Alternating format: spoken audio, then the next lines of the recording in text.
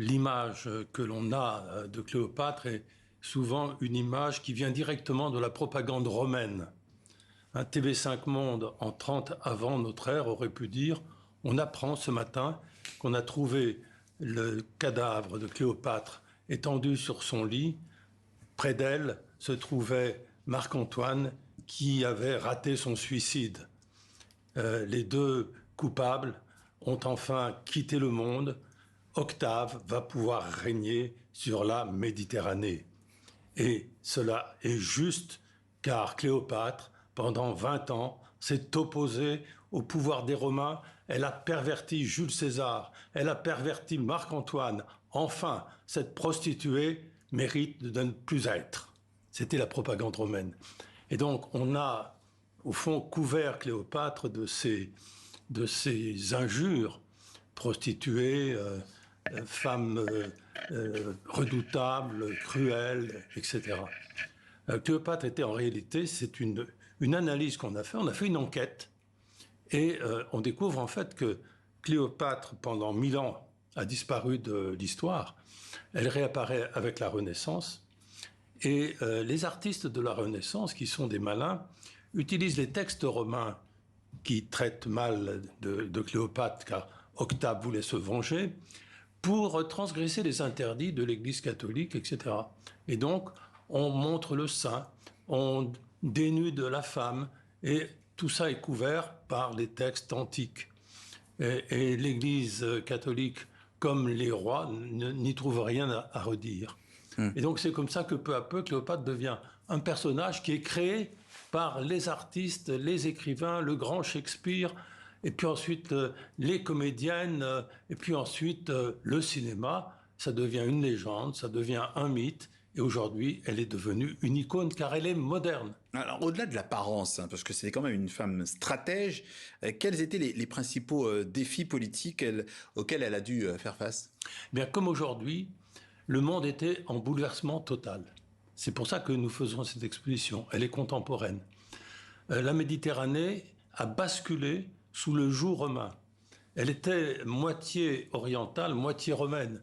Et du côté oriental, on co-dirigeait l'Égypte à la fois entre les mains d'un homme et d'une femme qui se partageaient le pouvoir.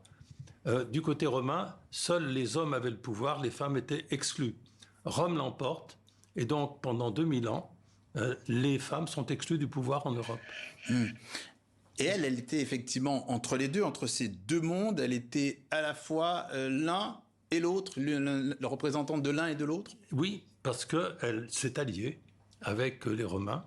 Et pendant 2 ans, avec Jules César, elle a gouverné la Méditerranée. Et pendant 10 ans, avec Marc-Antoine, elle a fait de même. Donc elle était stratège, habile politique, mais surtout c'est une femme résistante, c'est une héroïne.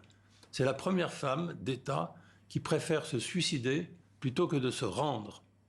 On peut faire référence à Jeanne d'Arc d'une certaine manière, mais les femmes héroïnes prennent une dimension considérable parce que finalement, elles vont jusqu'au bout de leurs convictions. C'est pas simplement par crainte, c'est pas simplement par déshonneur, c'est pour faire passer des idées, pour entrer dans l'histoire finalement. Et donc aujourd'hui, Cléopâtre devient une sorte de symbole du féminisme, de l'esprit de résistance. Et on commence l'exposition par une Cléopâtre debout, dont le serpent mord le sein, qui va mourir. Et le cartel d'ailleurs indique qu'il s'agit de Cléopâtre mourant, debout.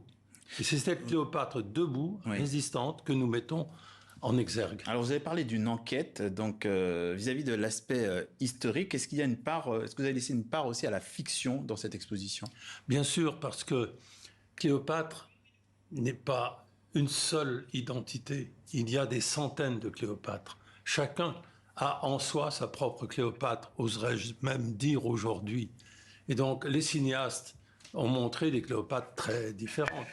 Des Cléopâtres qui crient, des Cléopâtres qui séduisent, des Cléopâtres qui s'opposent, des Cléopâtres qui construisent, etc., etc. Donc elle devient une sorte de création collective dont nous avons besoin, car dans cette période troublée, on a besoin de références, on a besoin d'identité.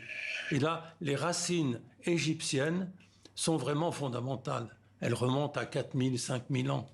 Et donc, je crois que c'est une des choses qui fait la grandeur, l'actualité et la vivacité de Cléopâtre. Le mystère Cléopâtre, une rétrospective en cours depuis quelques jours à l'Institut du monde arabe à Paris jusqu'au 11 janvier 2026, l'année prochaine.